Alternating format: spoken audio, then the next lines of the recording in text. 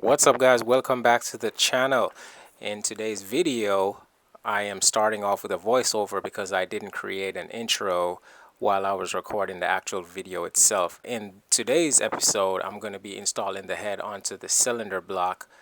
But as you can recall from the last episode, I installed the head studs, and as you can see here, the head gasket is also on top. I'm going to go ahead and provide the head gasket part number on the screen, and then we'll pick it up from there. So let's go. So for this part, I've seen so many videos and so many different things are being said. You should put the washers in, like drop them in place now before you put the head on, or some people put the head on and then drop them in. I'm just gonna go with the option of putting them in here first and see how that works out. One way or another, they're gonna go in. ARP do specify to put some lube on here as well, so I'm just gonna lube them up.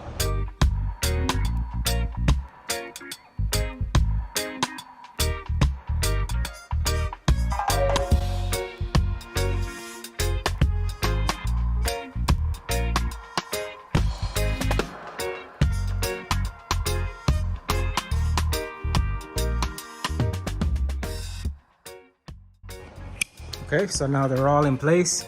I have lube on both sides. So now I'm gonna pick that up and set it on top of there and keep going.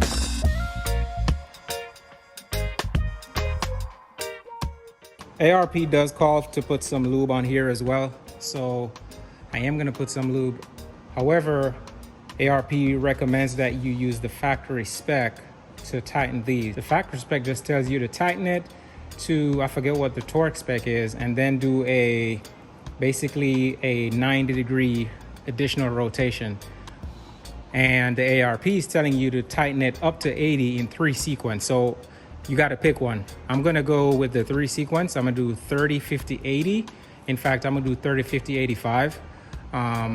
Because these are not the ones that get torqued to like 99 or 100 or some of the higher ones that I've seen some guys use. But you know what? Like, you watch people do this stuff on YouTube or whatever, and they make it look so easy, but I'm telling you, it's very time consuming. Like, you gotta drop them in, and obviously they don't fall and go where they need to, so then you have to, you know, make sure you catch a thread the right way. And it's just so much back and forth to get everything to work. You gotta have the right size tools to fit in the space, you know, and it just keeps going on and on. So I'm telling you, this is actually a learning experience for me. Definitely not a walk in the park.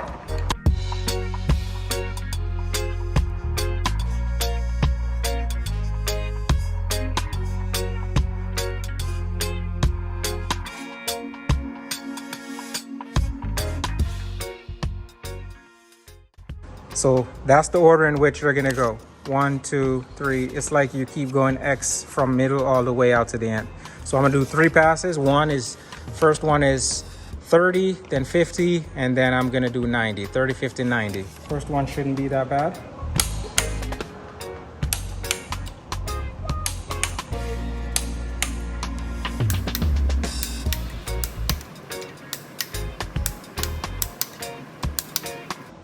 All right, so that was 30.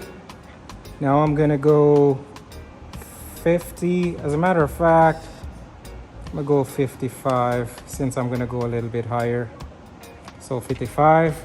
This should get a little bit harder now. Yep, definitely getting harder. Now you gotta get the right angle and the right pull on.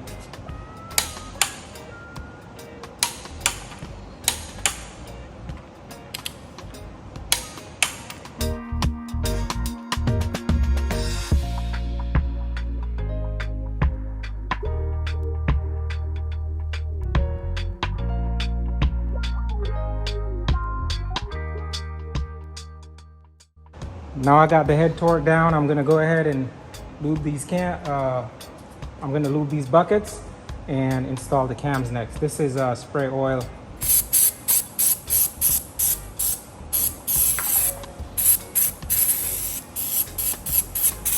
just to give some lubrication. Clean these up, they came out pretty nice. The objective here is to put these in the most level orientation that they want to fall in place. Like I think that's about the most level it want to get, just naturally sitting there. So that's the intake side. Then you got the exhaust side.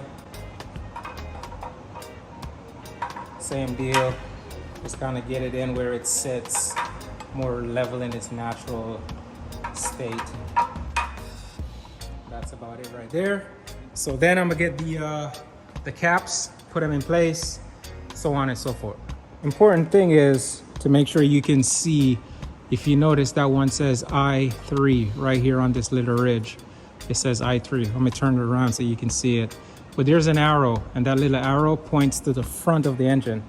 So this is number 1, number 2 is back here, number 3. So they're all numbered. This one's numbered over here.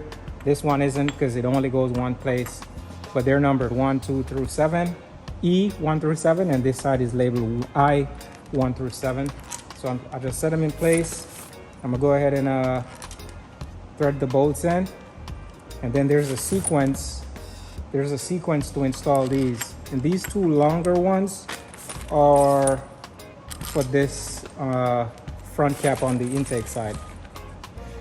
So I'm gonna tighten them by hand, and then I'll go ahead and get out the sequence in which they're supposed to be tightened, up to 14 foot-pounds. So again, it doesn't take much. You just have to do it in the right order as not to break the cams, because there are some of the valves that are creating pressure up against the cam lobe. So it's gonna push back as you're trying to tighten down on it.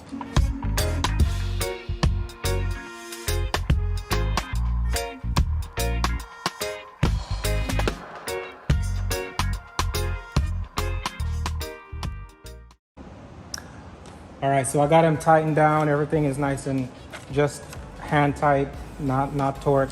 So now I'm gonna tighten them to 14 foot-pounds in sequence based on what this book is telling me. So 1, 2, 3, I'm gonna start on the 3rd cap. This is number 1. So I'm gonna go to 14. That's it right there, not a lot. It really doesn't take much, as you can see. And then this one, 3 and 4.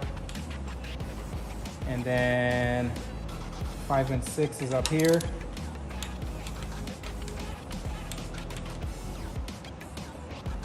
Seven and 8 are right next to it.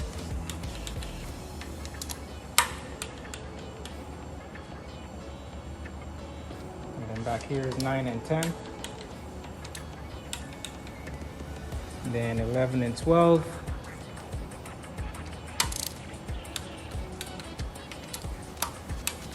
And 13 and 14 right here.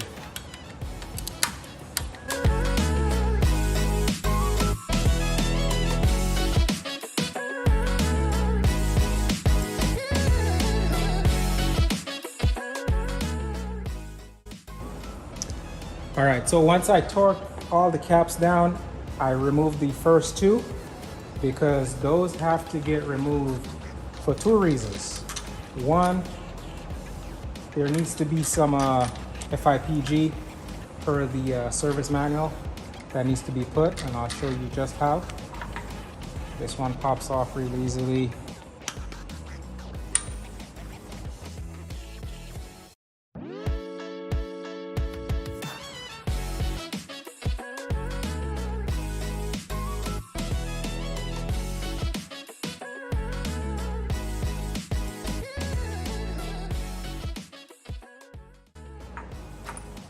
So now we got the cams, the cam seals. Part number for that is 90311400020. They're both the same. I'm just gonna hit it with my little oil spray.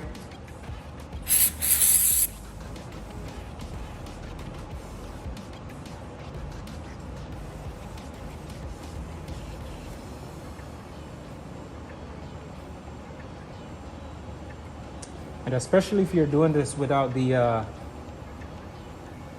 the cap off, you can see just how far back the seal goes. So you almost can't mess that up because you can see exactly where it's supposed to go. And then you just take your cap, put it back on.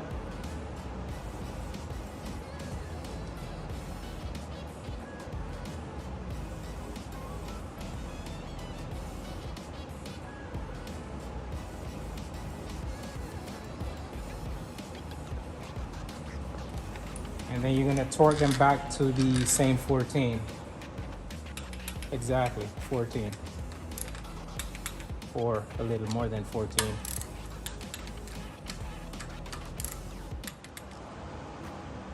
I'm gonna go ahead and start assembling the lower section down here. So this is your, this is the crank angle sensor. I'm reusing the old one. I have no reason to think it's not good, so on that note, I'm reusing it.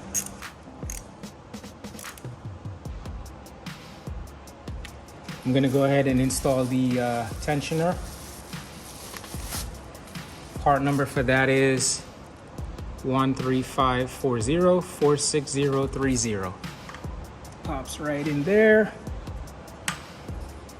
And these are two 12 bolts that holds it in place.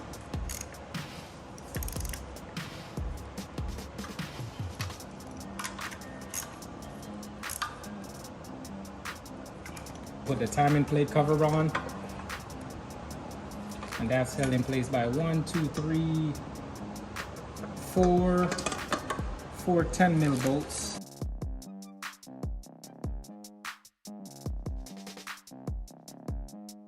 Now we're going to do the cam gears. Start with the exhaust side. And there's a nipple. It only goes one way. It can only be installed one way.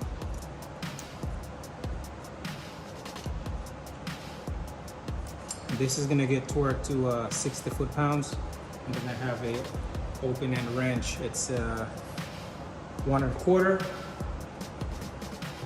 and it basically fits right over here.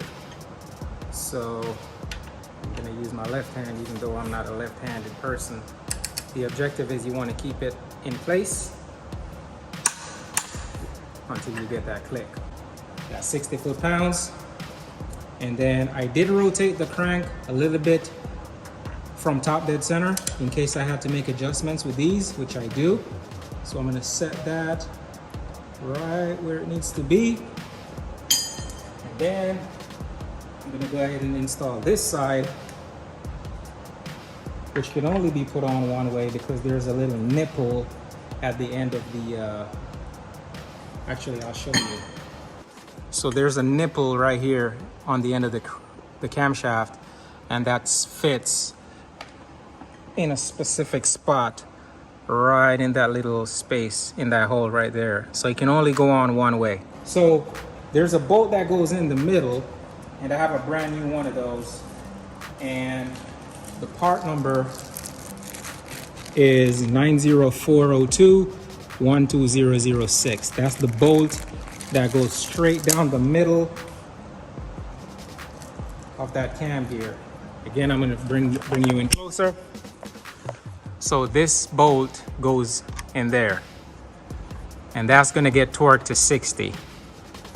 Once that is torqued to 60 foot-pounds, there's a cap that's gonna cover that.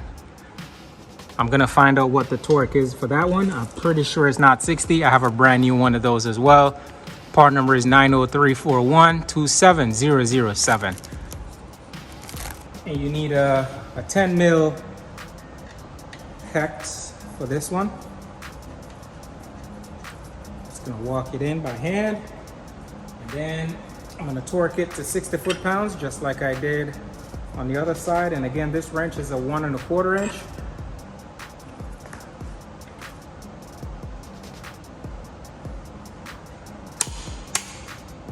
Now with this one, I remember the timing needs to be set with the gear locked all the way to the right. So I'm gonna rotate.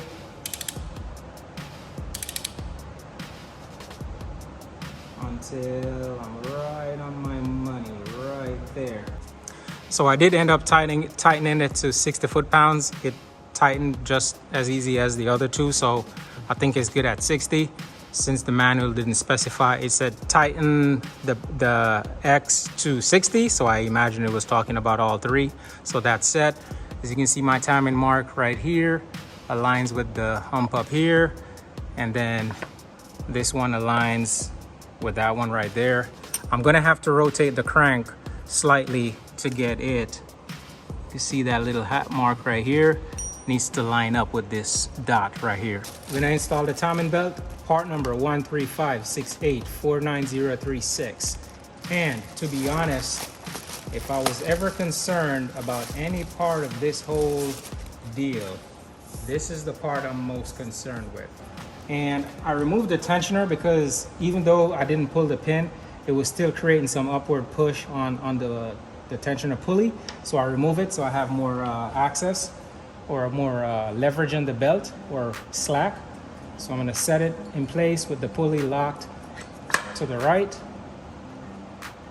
And I'm just gonna come down, try to keep as much tension as I can.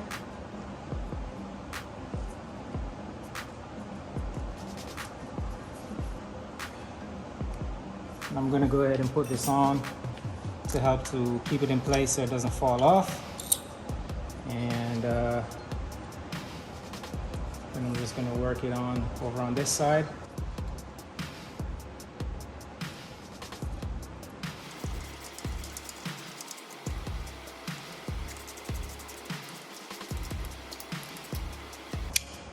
Well, it wasn't pretty, but I got it done. So see my line, it's kind of hard, the lighting isn't good, but my marking is here, timing mark is there, groove is here, and it's aligned with this hump up here. And then on this side, this groove is aligned with that hump up there. So I think I'm good. Well, I'll find out later. Now it's time to install the timing belt cover. I have a brand new one, 11302-46031.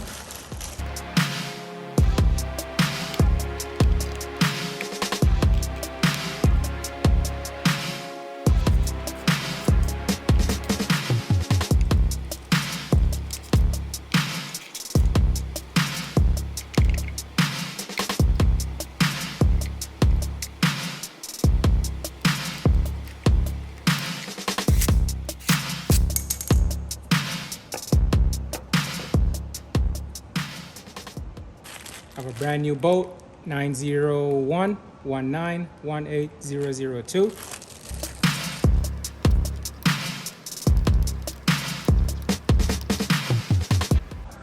All right, guys, so the torque rating for this is 239 foot-pounds.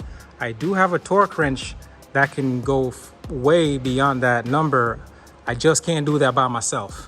Also, I need some sort of something to rig up right here and hold the crank while I try to torque it. I don't have all that stuff right now, so I'm gonna get that at a later time. I think I kind of about hit where I wanted to get with today's work.